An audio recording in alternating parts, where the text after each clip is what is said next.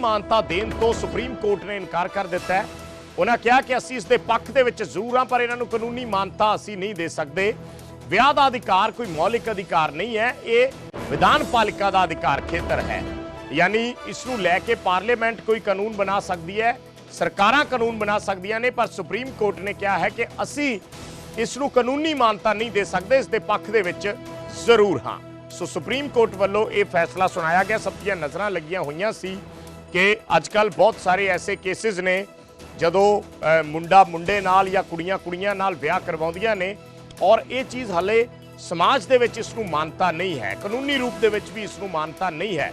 ਔਰ ਇਹ ਲੰਮੇ ਸਮੇਂ ਤੋਂ ਜਿਹੜਾ ਮਸਲਾ ਹੈ ਸੁਪਰੀਮ ਕੋਰਟ ਦੇ ਵਿੱਚ ਵਿਚਾਰ ਅਧੀਨ ਹੈ, ਚੱਲ ਰਿਹਾ ਸੀ, ਜਿਸ ਤੇ ਅੱਜ ਸੁਪਰੀਮ ਕੋਰਟ ਨੇ ਇਸ ਦਾ ਇਹ ਕਹਿ ਕੇ ਨਿਪਟਾਰਾ ਕਰ ਦਿੱਤਾ ਕਿ ਕਾਨੂੰਨ ਬਣਾਉਣ ਦਾ ਅਧਿਕਾਰ ਉਹਨਾਂ ਦੇ ਕੋਲ ਨਹੀਂ ਹੈ, ਕਾਨੂੰਨ ਬਣਾਉਣ ਦਾ ਅਧਿਕਾਰ ਪਾਰਲੀਮੈਂਟ ਦੇ ਕੋਲ ਹੈ। ਸੋ ਕੇਂਦਰ ਸਰਕਾਰ ਕਾਨੂੰਨ ਬਣਾ ਸਕਦੀ ਹੈ, ਇਸ ਨੂੰ ਕਾਨੂੰਨੀ ਮਾਨਤਾ ਦੇ ਸਕਦੀ ਹੈ। ਉਹਨਾਂ ਕਿਹਾ ਕਿ ਵਿਆਹ ਦਾ ਅਧਿਕਾਰ ਕੋਈ ਮੌਲਿਕ ਅਧਿਕਾਰ ਨਹੀਂ ਹੈ, ਇਸ ਕਰਕੇ ਅਸੀਂ ਇਸ ਨੂੰ ਕਾਨੂੰਨੀ ਮਾਨਤਾ ਨਹੀਂ ਦੇ ਸਕਦੇ। ਸੋ ਕਾਨੂੰਨੀ ਮਾਨਤਾ ਦੇਣ ਤੋਂ ਸੁਪਰੀਮ ਕੋਰਟ ਨੇ ਇਨਕਾਰ ਕੀਤਾ ਹੈ। ਕਾਫੀ ਦੇਰ ਤੋਂ ਇਹ ਮਾਮਲਾ सुप्रीम कोर्ट से चल रहा है। डिमांड की गई थी दो, declaration of marriage as a fundamental right and recognition of same sex marriage. Supreme court ने दोनों ही को मना कर दिया है।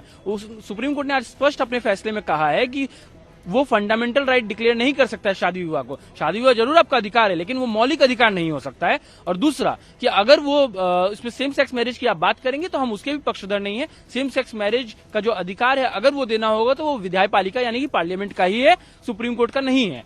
इनिशियली जब पिटीशंस फाइल हुए थे तो जो डिमांड हुआ था, क्योंकि मल्टीपल पिटीशंस थे, तो किसी ने कहा था कि हिंदू मैरिज एक्ट में हो, किसी ने कहा था स्पेशल मैरिज एक्ट में हो, किसी ने कहा था फॉरेन मैरिज एक्ट में हो।